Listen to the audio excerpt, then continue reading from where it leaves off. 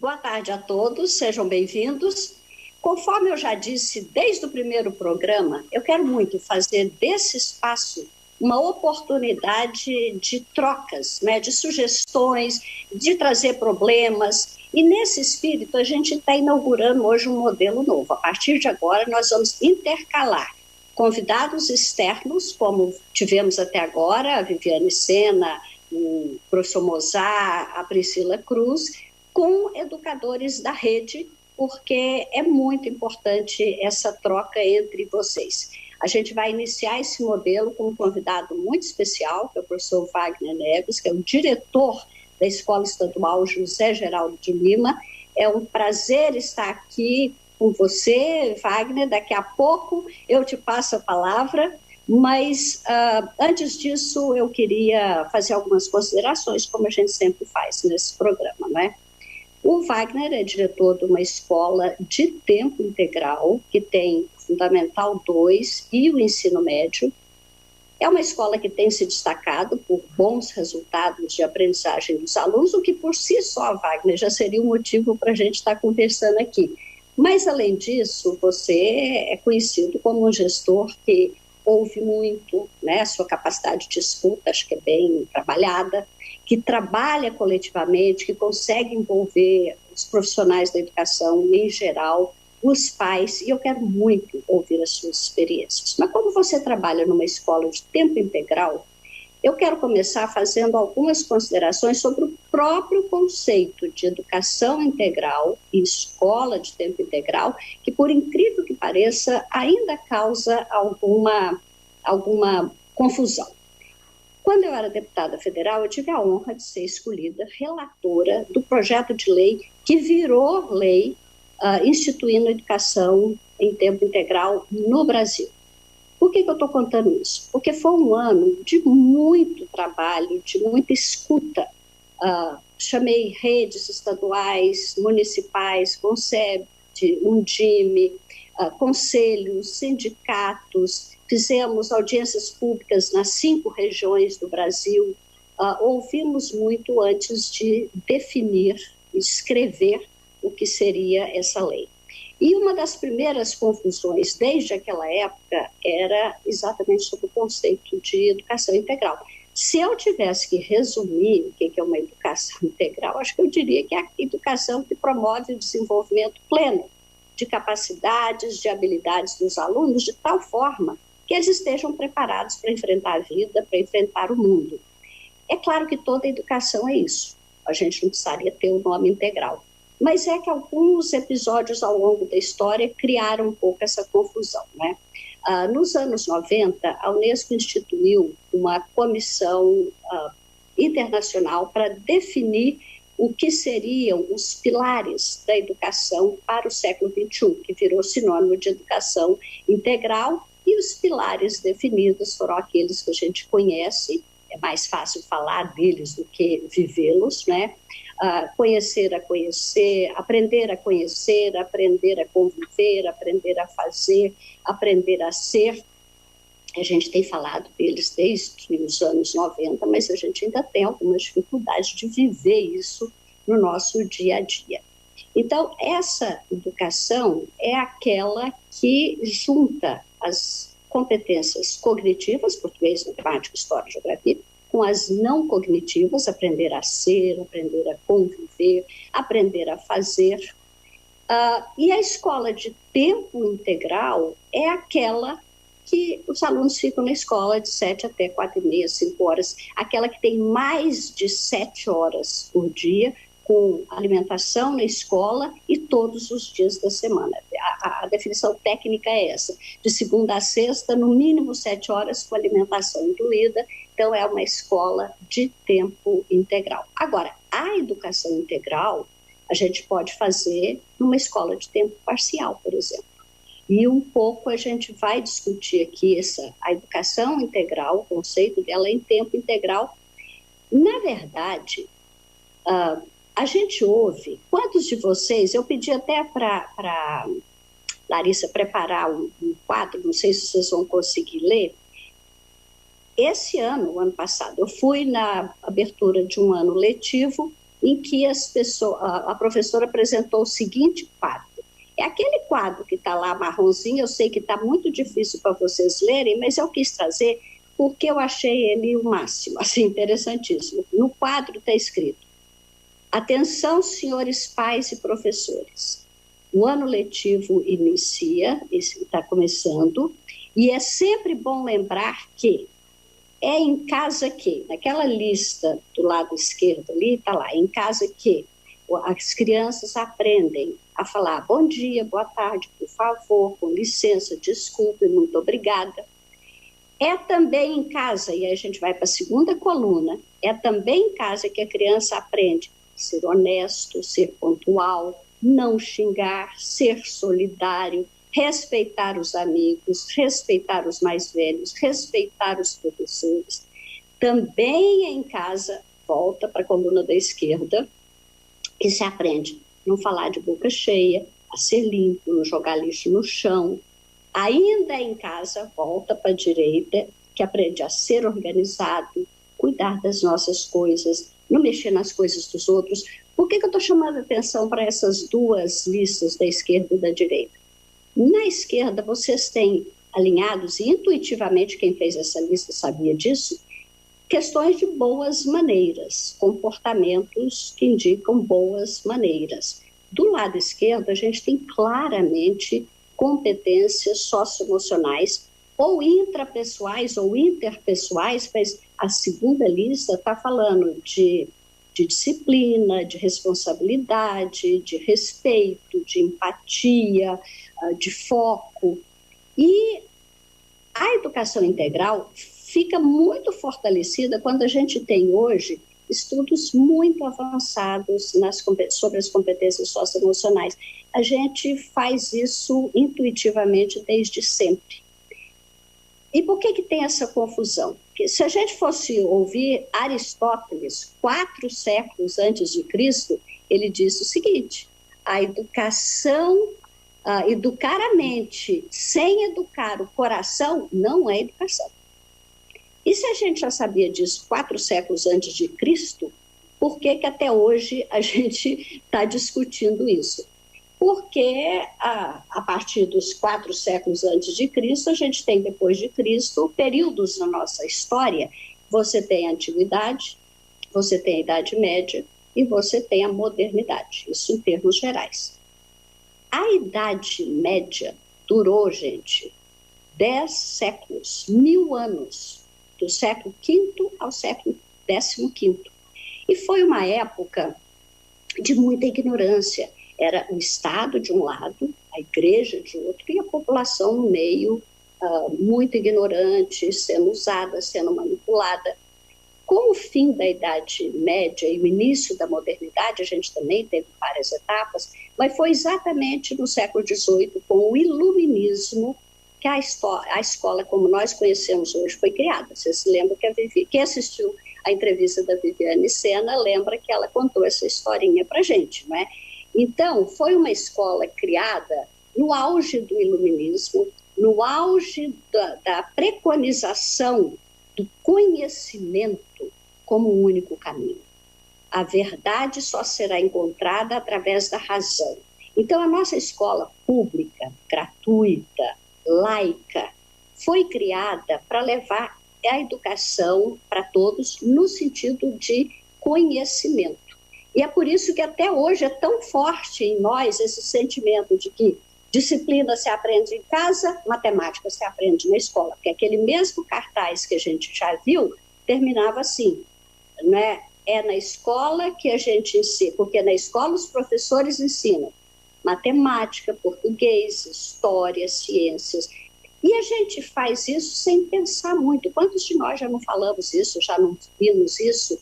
A gente não pensa porque faz parte da nossa natureza.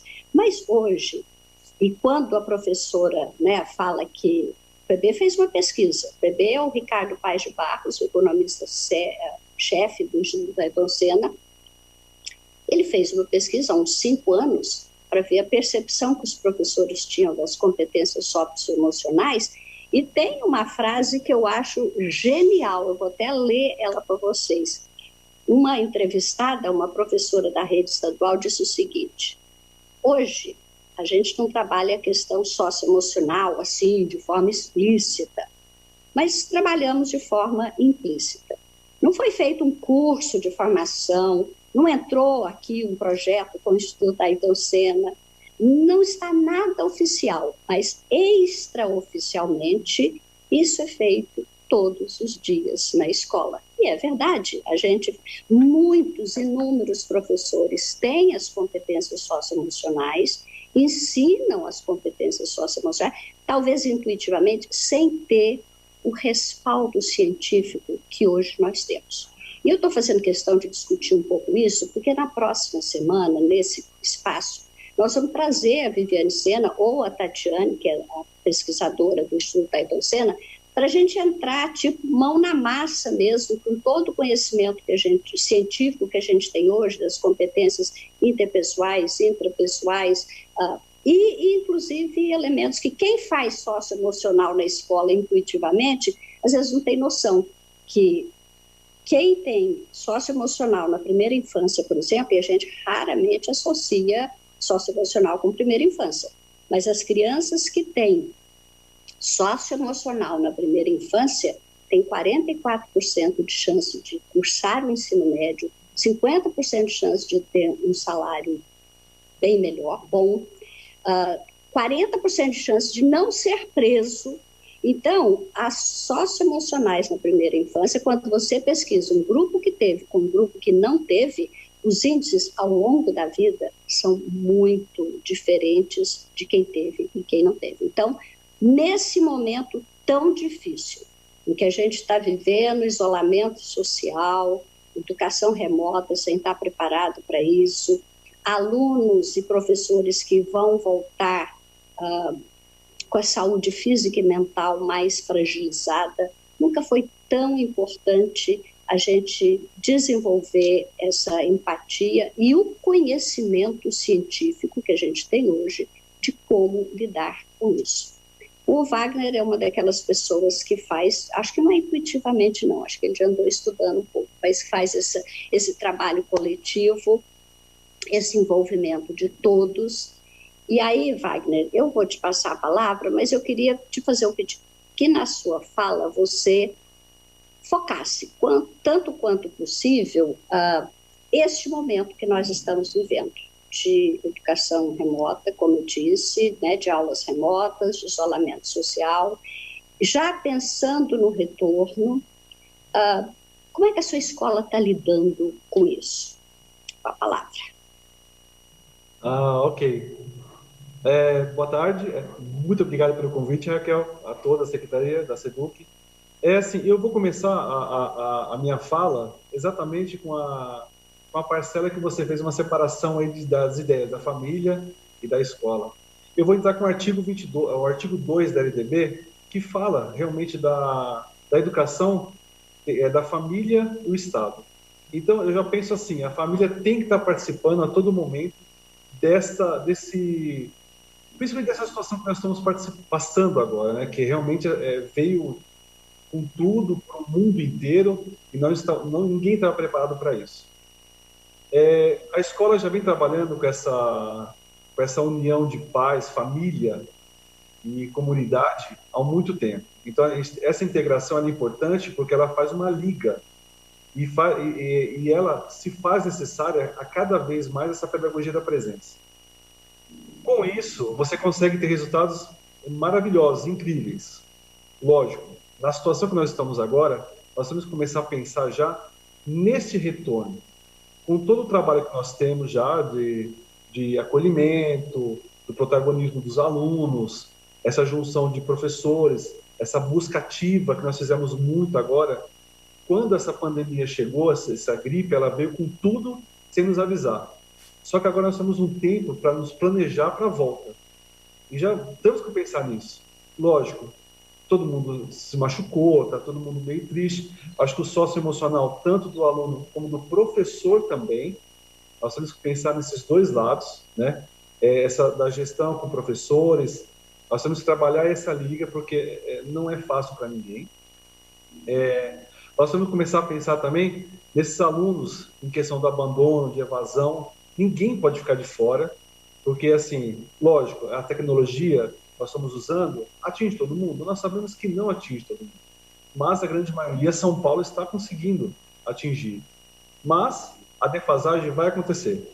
Então, assim, nós temos que preparar uma recuperação intensiva, nós temos que preparar para uma, como fala, para uma volta gradual. Isso vai ser trabalhado, né? A escola, aqui em tempo integral, a primeira coisa que já estamos pensando em fazer é com a família primeiro. Nós temos que conversar com essa sociedade, porque com elas a gente tem o retorno. Lógico que nas escolas hoje, quanto mais o envolvimento do aluno, com grêmios estudantis, com os líderes de sala de aula, isso dá para se trabalhar, dá para se fazer um retorno com ele. Nunca, acho que nunca, em situação nenhuma, a pedagogia e o professor foi tão valorizado nesse momento. Porque acho que eu ouço vários áudios, várias pessoas falando, até alunos pedindo onde está o código para colocar no centro de mídia para voltar para a escola. Eles estão pedindo isso, essas voltas, né? Porque, assim, e outra, comece a procurar, comece a entender que as parcerias se valem a pena nesse momento. Parcerias, buscas da comunidade, nós temos parcerias com saúde, com social. Então, assim, como que fala? A nossa conversa com os professores agora se aumentou muito mais. As capacitações, porque a gente precisa estar preparado para esse retorno. Como o professor falou ontem, lá no Centro de Mídias, um professor de história, mudar é difícil, mas não mudar nesse momento é fatal. Então, assim, a nossa adaptação com o momento de volta, eu acho que é primordial, né? Raquel, assim, eu queria citar uma parte que quando a gente fala de uma recuperação intensiva de aprendizagem, a gente tem que pensar que nenhum aluno pode ficar de fora e ele não vai ser imediato. Ele vai ser um trabalho que é de médio a longo prazo. Nós temos que estar preparados para isso, porque nada vai ser imediato. Então, essa busca desse retorno com o aluno realmente vai ser meio gradual. A escola, quando você fala em tempo integral, de ensino integral, eu já vim de uma escola de 12 anos que era 3 períodos, ciclo 1, ensino médio, ensino fundamental. Já se fazia o integral. Quanto mais projetos, mais envolvimento com esses alunos, a volta vai ser mais fácil agora também. Sabe, Raquel, é difícil a gente falar sobre o que poderia vir, porque o mundo inteiro é incerto falar como vai ser o retorno. Todos para a Educação, da Priscila Cruz, quando ela falou sobre o diagnóstico, os protocolos de saúde, o acolhimento que vai ser feito agora, são pontos primordiais para todas as escolas começarem a pensar nesses tópicos. Porque agora o retorno nós temos tempo para isso, nessa forma de capacitação. Nós temos, cada sala tem os grupos, né, que estão passando aquele do Google Sala de Aula, aproveitando as tecnologias, né? Tem o Centro de Mídias, tem a TV Cultura, que é 2.3, tem a busca ativa, que a gente está ligando, tem a tutoria, a ligação com os pais estão ligando direto aqui também para os grupos de WhatsApp. Então, assim, essa busca ativa, ela está sendo constante aqui. E ela não para. Isso ela não para mesmo, Raquel. Não tem como fazer como fala, dar uma pausa. E outra, nós sabemos muito bem que nós, professores, estamos trabalhando 2, 3, 4 vezes a mais. E tem professores incríveis fazendo trabalho assim, maravilhoso na rede. Isso depois não pode desaparecer. Essa parte tecnológica ela tem que ser um apoio a mais depois com essa sequência, né? Isso que é gostoso. Até os alunos da faculdade, tá todo mundo se adaptando agora, tá todo mundo se ajeitando de pensar esse retorno, né, Raquel? Essa forma que eu penso um pouco, né?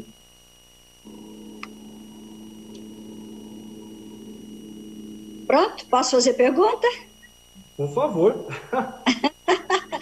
Obrigada, Wagner. Eu fiquei muito curiosa de várias coisas que você falou. Você enfatiza muito, trazendo desde a LDB e a Constituição e tudo, falando da responsabilidade da família. Sim. Eu te confesso que, como secretária da Educação, eu sou antiga, então eu comecei a ser secretária em 1999. A primeira vez que eu fui secretária da Educação em Goiás foi em 1999.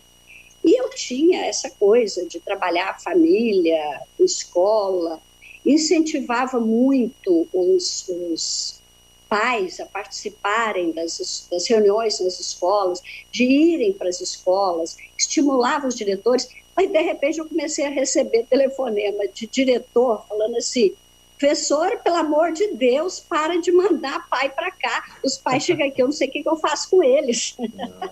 Porque, na verdade, não havia um protocolo claro, que uma coisa é o interesse do pai pelo desempenho e desenvolvimento do aluno, mas muitos não têm esse conhecimento. Então, eles chegam na escola, eles querem participar, eles querem ajudar, mas não sabem exatamente o que fazer.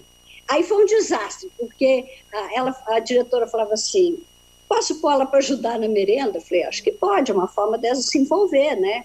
Na jardinagem? Pode. Aí o sindicato falou que eu estava usando mão de obra barata. Então, foi uma...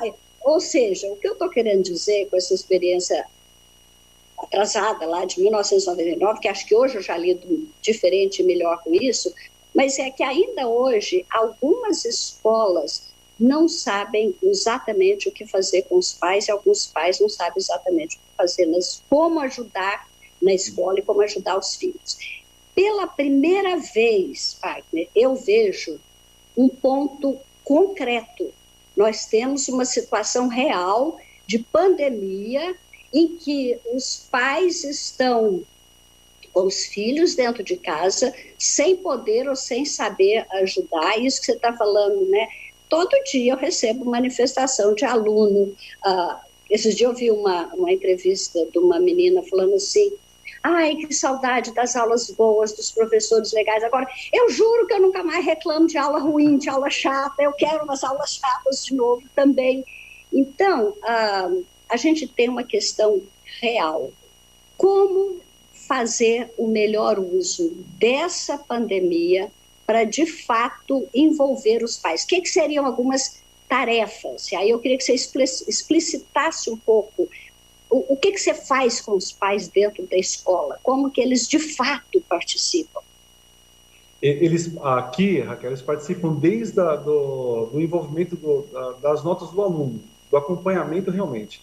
Vou dar um exemplo pequeno nós temos o conselho participativo aqui, onde participa todos os pais, com os alunos, todos os professores e a gestão. Então, todos participam, e aí é aluno por aluno, e a gente vai analisando a nota, todos juntos. E o pai vai entendendo que o filho está avançando, está no médio, ele vai acompanhando toda a evolução do aluno. Cada reunião aqui, como nós trabalhamos muito com projeto de vida, os pais ficam sabendo do projeto de vida do aluno aqui, porque a escola não adianta, a escola é um central aqui, é onde que ele vai saber. Raquel, acertar e o errar é na escola que o aluno vai fazer isso.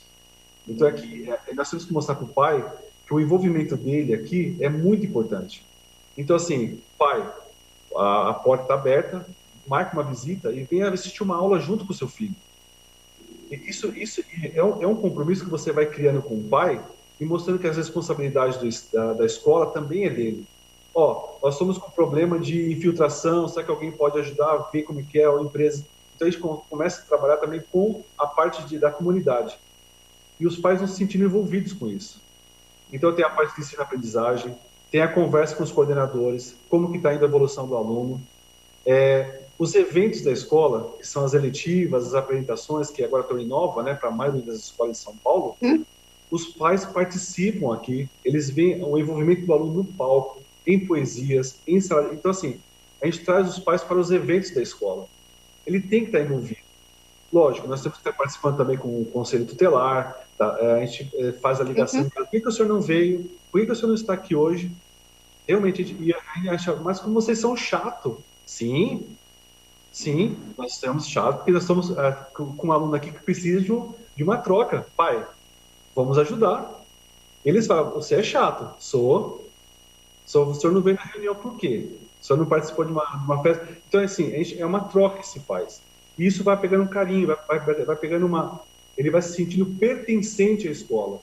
Ele não, quando você começa a trabalhar, mostrar as PMs, mostrar a questão de valores, notas para eles, eles sabem o envolvimento que está acontecendo. É tudo às claras. Então, a escola pública são deles. Então, eles têm que saber que esse envolvimento tem que ter. Nós fazemos isso. Então, assim, esse envolvimento é muito claro. E na tutoria também. Então, a gente escuta o aluno. O escutar vale muito a pena. Tem pais que querem somente sentar e conversar.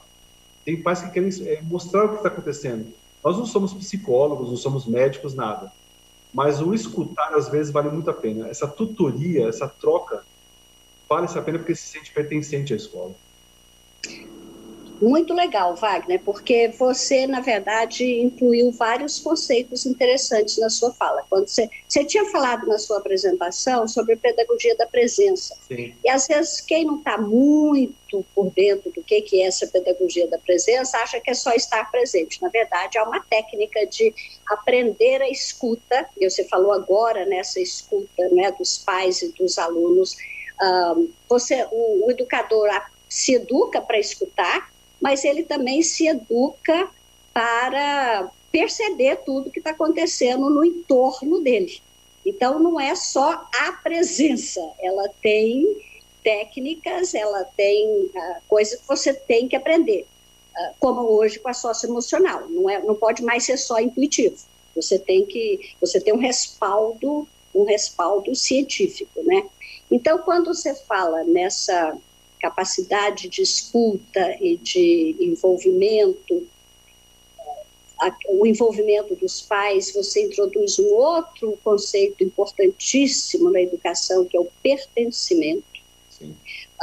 E é por isso que eu gosto tanto da escola em tempo integral, Wagner, porque na escola de tempo parcial é mais difícil você trabalhar a educação integral, até por falta de pertencimento, às vezes. Na escola de tempo parcial, às vezes você tem um professor que dá aula em 3 escolas. Então, ele tem uma aula de matemática às 9, ele chega na escola 5 para as 9, dá uma aula, e eu não estou falando do mau professor, não, estou falando do bom professor. Ele preparou em casa a aula dele, ele chega na hora certa, ele dá uma aula excelente, mas ele vai embora. Então, ele não tem porque ele tem que dar aula em outra escola, ele não tem aquele tempo de ficar para conviver com os colegas, para conviver com os alunos, para ter essa capacidade de perceber o entorno, porque, na verdade, para educar hoje, a gente sabe que você tem que conhecer o conteúdo que você vai ensinar, você tem que ter as metodologias e as didáticas apropriadas para que aquela transmissão seja feita com sucesso, mas você tem que também entender e conhecer quem é o seu público. E quando você fica na escola em tempo integral, você tem muito mais possibilidade de conhecer esse público. É claro que se não tiver jeito, que a escola é parcial, a gente tem outros mecanismos, mas a gente tem que conhecer o aluno, entender as demandas e as necessidades dele naquela faixa etária, naquele ambiente socioeconômico em que ele vive. Você tem Fundamental 2 na sua escola. Fundamental 2 é um desafio para nós, desde os primeiros, né, resultados. Eu tenho muito orgulho que 2017 o primeiro lugar do IDEB foi de Goiás, viu? No ensino médio e no Fundamental 2. Mas é uma idade, uma faixa etária complexa, que se você não tiver o conhecimento do desenvolvimento psicológico, emocional, da importância dos colegas, essa coisa, você não chega até o aluno. A gente falou, e você falou da sua preocupação com o retorno. Parabéns, você disse que está com 95% dos alunos participando dessa educação remota. Não é toda escola que conseguiu isso, se você tiver, né, é um exemplo, e é para isso que a gente está trazendo pessoas da rede aqui, para mostrar que é possível, você mostrou que fez isso, mas ainda tem um retorno, e a gente está muito preocupado, você está, eu estou, todos estamos, com o retorno presencial, e na sua faixa etária, a gente sabe que vai ter demanda para trabalho em casa, por causa da queda da renda na família, alguns alunos vão ter que trabalhar. Alguns alunos, até no fundamental, a gente está com muito receio do retorno da educação, do trabalho infantil. É um índice que a gente já estava melhorando muito. É possível que haja um retorno do trabalho infantil. Você vai ter alunas que voltaram grávidas por alguma circunstância. Então, como é que você está pensando lidar com tudo isso? Eu assisti um webinar esse dia, estou falando demais, mas é que o assunto é muito... A gente está cheio de dúvidas e eu quero ajudar a entender essas dúvidas com você, que está lá na linha de frente, não é? Em que uma coordenadora pedagógica disse que no retorno, junto com a avaliação diagnóstica da aprendizagem que vai ser feita, vão surgir turmas muito heterogêneas do que elas são hoje. É verdade. Exatamente pelas diferenças de condições de acesso às aulas que cada um teve. Essas aulas heterogêneas vão revelar quem está melhor, quem está pior, e que eles vão criar a ideia do anjo, que é um aluno bom da mesma sala, que vai ajudar um aluno mais fraco da mesma sala. Não estou dizendo para ninguém fazer isso, estou dizendo que eu ouvi. Você tem algumas medidas concretas que você pretende implantar nesse retorno para ajudar exatamente essa heterogeneidade que vai pintar? Então vamos lá, Raquel. O que nós temos na mão hoje são os alunos. O que nós temos hoje na mão é a família, aqui. Pelo menos na instituição do JG. O acolhimento ele vai ter que ser muito gradual. Então, os próprios alunos de acolhimento aqui vão fazer esse trabalho, porque, assim, pode esperar que o resultado venha dos próprios alunos. Então, esse nivelamento de aprendizagem tem que ser feito minuciosamente. Então, os próprios alunos aqui vão fazer um acolhimento com os outros. A gente volta com o acolhimento de começo de ano, mas agora vai vir com o acolhimento de aprendizagem. Quando eu falo assim, a equipe de coordenação aqui já está pensando em alguns alunos estratégicos para trabalhar com esses alunos, os outros defasagem. Então, assim, vai ser um tipo de nivelamento que a gente vai trabalhar com eles e usando a própria linguagem dos alunos. O acolhedor vai acolher o defasagem. Isso, agora, como vai ser feito, se é após turno ou durante um horário especial, a gente está bolando ainda porque não tem nada pronto. Mas, já pensando a participação efetiva em Grêmio, agora entra realmente, cadê o Grêmio estudantil, cadê os líderes de sala de aula, cadê o protagonismo dele tem que surgir nesse momento. Eles já são protagonistas aqui. E muitas escolas aqui da região também têm escolas incríveis. Então, os próprios alunos vão fazer o acolhimento do outro. Você falou do anjo, né? Esse eu achei muito legal. Então, a gente já usa aqui o acolhedor, o líder de sala de aula, chefes de clube. Então, nós vamos articular todos a linguagem do próprio para fazer trabalhar com as habilidades dele, com socioemocionais. Nós temos parcerias aqui com empresas, com universidades, que vão também estar dando um apoio, já estão dando. Alguns parceiros que nós estamos aqui já estão pensando já na parte da evasão, como atingir eles. Então, assim, é um trabalho em conjunto. É por isso que eu falo, a família vai estar... Porque primeiro que eu quero falar é com a família, para depois falar com os alunos. Deu para entender mais ou menos, Raquel? Deu muito legal. Mas você falou uma coisa que eu tive mais uma dúvida pela minha experiência, porque eu sou uma secretária de ir para as escolas. Então, quando eu falo assim, porque eu tenho, né? Você falou, o acolhedor vai acolher o defasado. Você sabe que essa é uma afirmação que pode ser polêmica, né? Pode ser complexa em termos do que você está rotulando o aluno. Sim. Eu tive uma experiência aqui em que, exatamente, eu fiz uma avaliação e a gente tinha claramente níveis diferentes dentro da sala de aula para fazer esse nivelamento. O próprio nivelamento é uma palavra, às vezes, que pesada. Então, ele tem que existir, mas a gente tem que saber como conduzir, exato. Então, alguém, né, da minha equipe sugeriu, vamos dividir a turma em níveis diferentes. Porque quem está adiantado pode ir adiantando, quem está atrasado chega lá, quem está defasado chega lá. Nós acabamos não querendo fazer esse rótulo de que você é atrasado, você é inteligente, entendeu? Isso não pode, em hipótese alguma. A gente fez vários exercícios de reposição, de reforço de aprendizagem, vários exercícios. A minha equipe técnica era espetacular em termos de elaboração de trabalho, de exercícios, de atividades, não é? E a gente dava na mesma turma vários níveis, numa mesma prova, digamos assim, no mesmo teste, no mesmo papel de exercícios elementares, médio, adiantado.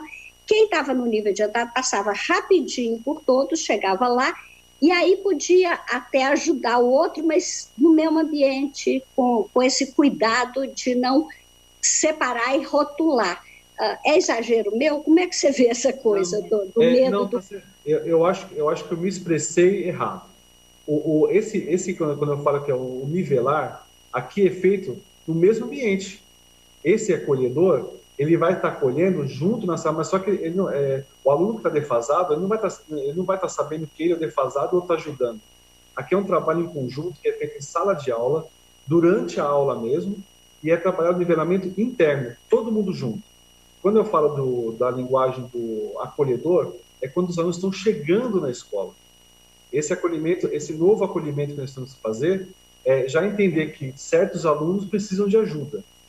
Mas, assim, eu não posso realmente dividir isso, nem sonho em falar nisso, né?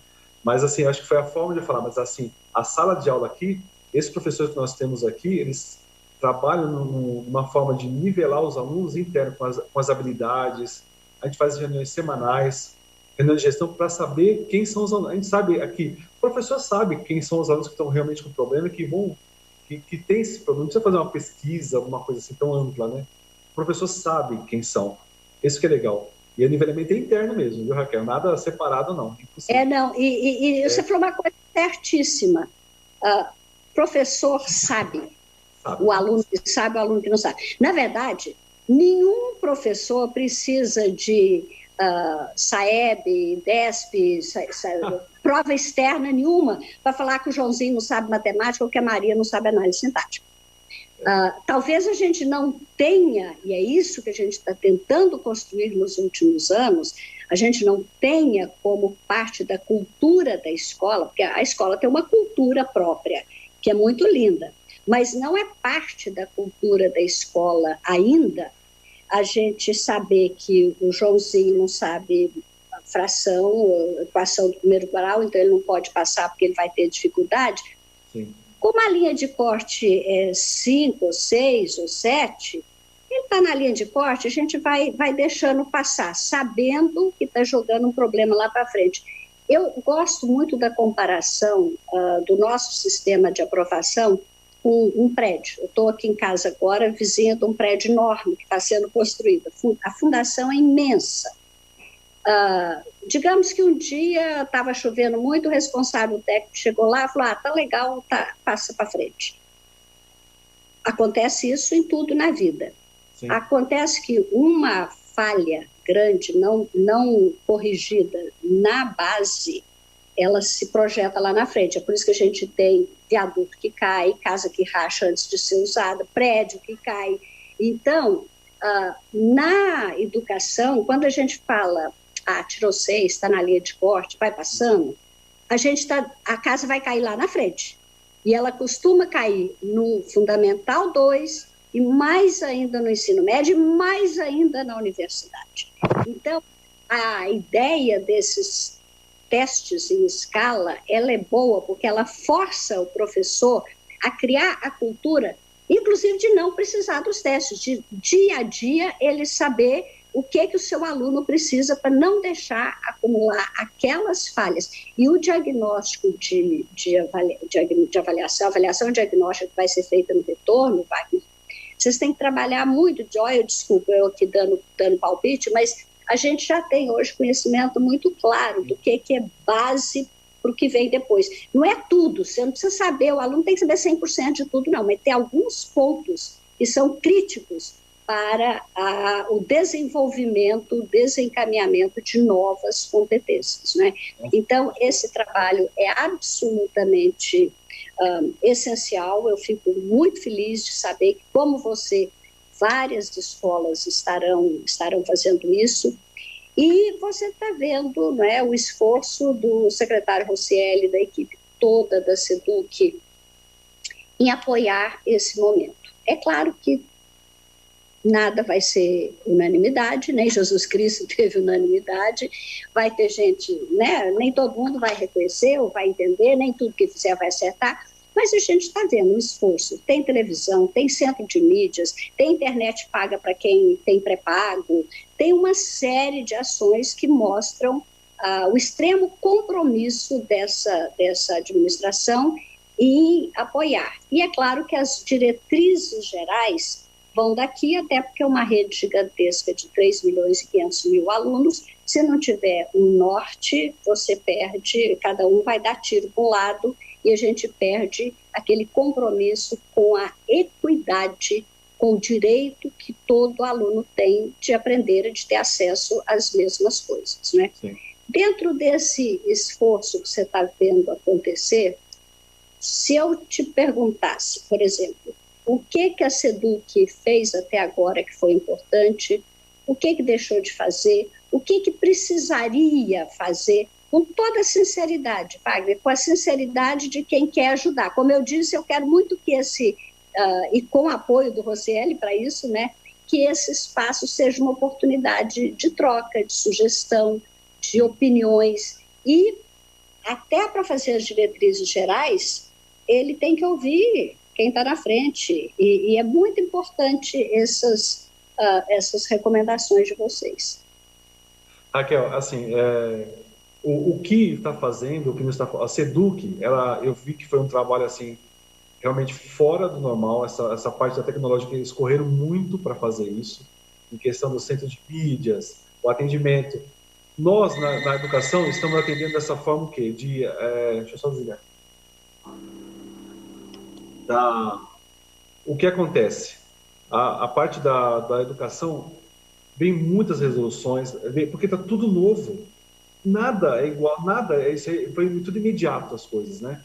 E eu acho que pensar muito agora nesse socioemocional desses professores, nós temos que pensar nisso e trabalhar com a parte emocional dos professores, porque nós temos que estar preparados para atender esses alunos também. Como você disse, vão vir totalmente defasados, vai ter evasão escolar, vão sair porque vão trabalhar, não vão aproveitar que não estão fazendo nada. E essa busca ativa também tem que ser feita com professores, porque assim, a forma que estão vindo as coisas, as resoluções, isso tem que vir, não tem problema, todo mundo se ajeitando, é como se estivesse ajeitando a casa para esse movimento novo que nós estamos passando. Eu acho que primordial mesmo é pensar na parte socioemocional dos professores. Temos que estar preparados para atender esses alunos. E as famílias também, né? Porque elas vão procurar a escola. Qualquer hospital que você vai que estiver fechado, eles vão embora. Agora, escola fechada é uma repercussão imensa. Então, a escola é um momento onde eles têm um ponto de apoio. Querendo ou não, nós somos professores. Antes, meu nome é Wagner Roberto Neves, mas eu tenho uma palavrinha antes que chama professor. Então, eu atendo, eu mexo com sonhos, com realidades, com fantasias, estruturas de vida. A gente trabalha com isso. Nós, professores, temos isso. Mas nós também temos nossos projetos de vida. Nós temos os nossos sonhos. Então, assim, nós temos que estar fortes. Eu acho que nós vamos voltar mais fortes, sim, com essa loucura. Esse professor, que nem a Viviane Sena falou, que é o professor Covid, né? O professor Covid chegou e deu um recado para o mundo inteiro, né? Então, esse professor Covid também está mostrando que nós temos que pegar essa valorização do professor e mostrar por que estamos aqui. Já mostramos, né? Agora reforçar, porque agora a família está reconhecendo muito mais quem somos nós. Eu acho que os professores, você falou bem, a família procura a escola não pode estar fechada. Não. Nós temos hoje médicos e enfermeiros na linha de frente, sim, inclusive se arriscando, alguns adoecendo, alguns morrendo, de fato, mas os professores estão também na linha de frente, de vida, porque se o aluno não tiver essa oportunidade de aprendizagem, é a vida dele, é uma geração que se perde. Então, exato, eu acho que o trabalho dos professores é no mesmo patamar de importância. Eu tenho muito orgulho, não sei se você viu lá o programinha lá, Reinventando, Raquel Teixeira, professor, sim, só para brincadeira, sim, eu fiz PhD na Universidade de Berkeley, nos Estados Unidos, eu fiz um pós-doutorado na França, eu sou professora titular, eu fui pesquisadora da CAPES, do CNPq, eu tenho uma biografia acadêmica que muita gente sonha em atingir, graças a Deus. Mas quando me perguntam de que a senhora gosta de ser chamada, eu falo professora. Professor, é isso aí. Claro, claro. O doutor, o pós-doutor, o secretário, o deputado, nada. O que me define é professor. É o título do qual eu tenho o maior orgulho. E eu entendo que, nesse momento, os professores estão fazendo um papel tão importante na linha de frente quanto médicos, enfermeiros e tudo. A gente está se aproximando aí do final, Wagner. Nas suas palavras finais, daqui a pouquinho, não acho que a gente tem tempo antes das suas palavras finais. Rapidamente, você falou que tanto na escola de tempo parcial quanto na escola de tempo integral é possível fazer a educação integral. A gente sabe que o Rocieli fez um esforço enorme, passou de 4% para 8% em um ano as escolas de tempo integral em São Paulo. Mas a gente sabe que 8%, para chegar em 100%, 4% dobrando por ano, a gente vai levar anos, porque a escola de tempo integral requer um espaço diferenciado, laboratórios, tempos, professores que possam permanecer. Não é simples você universalizar a escola de tempo integral. Você vê possibilidade de uma escola híbrida, digamos assim? Isso aqui eu estou chutando, não falei com ninguém, não conversei com o Rocieli, não. Está me surgindo do que você falou, né? Mesmo em escolas parciais, depois desse trabalho feito na educação remota, em que as pessoas estão sabendo aproveitar mais a tecnologia para aprendizagem, você acha possível expandir as escolas para serem de tempo integral híbrida, tempo integral físico, mas complementar com uma parte de tecnologia? Como é que você vê? Como é que a gente pode aproveitar isso que a gente aprendeu da tecnologia aqui? Então, eu acho que... Ou não pode, não sei. Pode, não. Eu acho assim, as escolas já estão fazendo isso, Raquel. As escolas já estão trabalhando com isso. O Inova veio para fazer o quê? Essa mudança e acrescentar mais. O Inova trabalhando com essa técnica de você expandir um pouco mais as escolas regulares do sistema com os projetos, né? Isso faz com que o aluno fique mais tempo, aprenda mais e busque mais. E a tecnologia tem que auxiliar nisso agora. Tudo bem que a tecnologia existia, era legal, deixa para depois eu vejo. Não, agora ela veio com tudo. Eu acho que nós temos que aproveitar essa tecnologia e continuar trabalhando com ela. Lógico, algumas escolas precisam de investimento em questão de tecnologia, todos precisamos, mas tem que trabalhar na aprendizagem do aluno, projetos, parcerias, inovações, e dá para se fazer sim em escolas, e outra, muitas escolas já trabalham. Aqui nessa região de Parelheiros, Capela do Socorro, até a Zona Leste, Zona Norte, tem escolas incríveis regulares, fazendo trabalhos já com projetos além.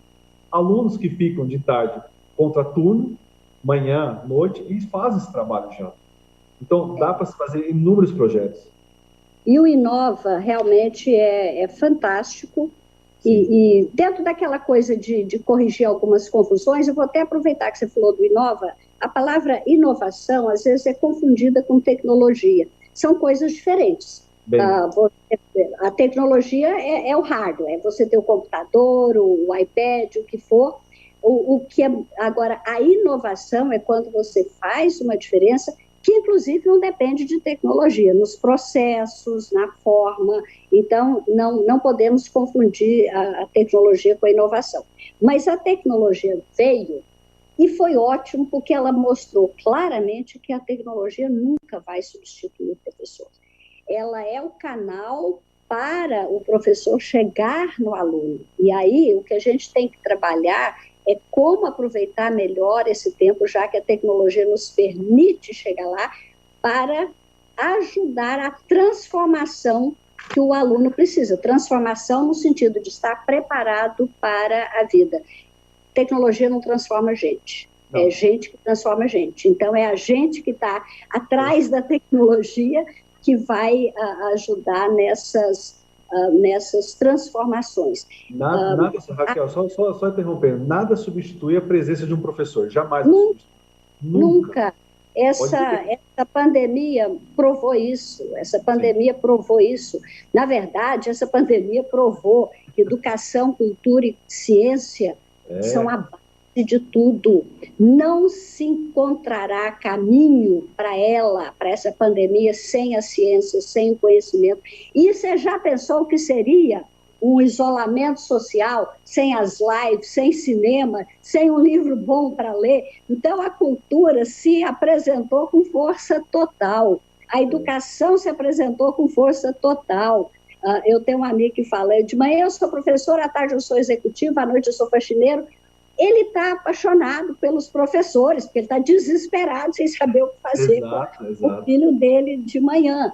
Então, é muito legal a gente pensar que de uma crise tão doída, tão difícil, tão sofrida, tão inesperada, a gente tem a esperança de sair dela com algumas coisas boas, com alguns aprendizados, com alguns conceitos e preparado para um mundo que é realmente um mundo inexplicável, assim, imprevisível. A gente não sabe como será o mundo. Wagner, eu acho que a gente está quase se aproximando. Na sua última resposta, pode estender o tempo que você precisar, mas aproveita para fazer as suas considerações finais, dá palpite sobre o programa, sobre a possibilidade de aproveitar melhor o espaço.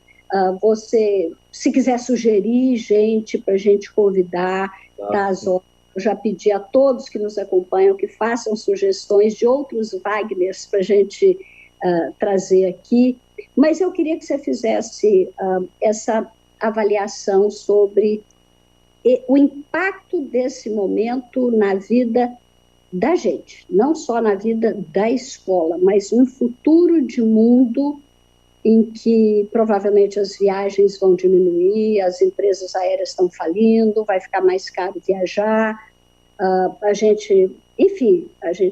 muito difícil. A gente acha que não vai sair dessa crise em menos de 5 anos. Hoje, as opiniões científicas são de que essa pandemia vai virar uma endemia, no sentido de que não será completamente eliminada, como foi o HIV. A gente convive com o HIV e com a AIDS até hoje. Então, é uma paulada. Como é que você está vendo esse mundo? Assim, Raquel, acho que essa pandemia, essa gripe, isso que chegou na gente, está sendo uma grande lição. E ela vai ser uma grande lição para nós. E eu espero que isso nós vamos fazer a volta bem mais fortes, mais fortificados realmente para trabalhar. Porque nós trabalhamos com vidas, com conhecimentos. E eu acho que está sendo um ensinamento muito grande, né? O que eu tenho que falar assim, eu sou esperançoso, eu sou um pedagogo, eu sou um professor. A cada momento eu vou me aperfeiçoando e correndo atrás desse conhecimento, que a gente precisa disso. Eu acho que cada um tem que ser otimista com o que está fazendo, acreditar no que faz. A gente tem que pensar, a situação está difícil, é complicada, é uma doença que vai circular um pouco de tempo ainda, mas vamos pensar que existe um ser na sua frente ou uma pessoa mais que você pode acompanhar e ajudar bastante. Eu acho que na profissão de professor, nós temos esse papel. A nossa valorização agora nunca foi tão falada, está na mídia no mundo inteiro. Eu acho que nós temos que aproveitar esse momento e trabalhar em cima disso. Nós temos professores incríveis na sendo integral ou qualquer outro, mas tem professores incríveis. Gestão, aproveita esses professores, conversa, traga a família junto, traga os alunos, porque as respostas vêm deles. Eles trazem as respostas. Raquel, eu só tenho que agradecer muito essa participação, porque assim, o que eu posso trazer para vocês é otimismo, uma forma de trabalho diferenciada, que eu não paro mesmo. Eles falam que é um professor blogueirinho, porque a gente precisa mostrar coisas boas, precisa motivar esses alunos e a vida de todo mundo, né? É o que nós precisamos hoje em dia. Por isso. Então, assim, cada um... Pode falar, Raquel. Não, pode encerrar. A hora que você encerrar, eu falo. Tá bom. Então, assim, eu peço para todo mundo, assim, força, ânimo, pense no futuro, esqueça essas notícias que estão pesadas demais, dá um tempo nelas e pense na valorização. Eu estou vendo professores fazendo lives, professor com professor, é incrível. Nós temos projeto Eu Indico, Tu Indica. Agora eu vou te encerrar, porque a equipe técnica já falou que eu tenho que encerrar. Né? Eu estou morrendo de pena, porque Tem muita coisa. Falha minha, não, tem tanto recadinho, eu vou mandar para você. Muita participação. Boa tarde, Mário Lopes, Itapuranga, São Paulo, Proeler. José Geraldo não é uma escola, é uma família. Diretor, capacite os outros diretores, professora Claudete. Tem tanto recado animador, é verdade. Me ajuda. Eu vou passar para você alguns dos recados que eu tenho aqui. Agradeço muito a participação de cada um. O Wagner vai receber, aliás, a equipe toda vai receber cada um desses recados. E convido todos para na próxima quinta, 1h, faça um hábito. Toda quinta, dá umas 2, é um papo legal, gostoso, que eu acho que todo mundo aprende. Eu aprendo muito. E agradeço de coração, Wagner, a sua presença aqui. E agradeço de coração a presença de todos vocês que nos acompanharam, que se manifestaram. Um ótimo final de semana, né? Que agora está tudo misturado. Mas até a próxima quinta, se Deus quiser, com esperança, com fé e confiança na nossa capacidade. Beijo. Beijos. Beijo.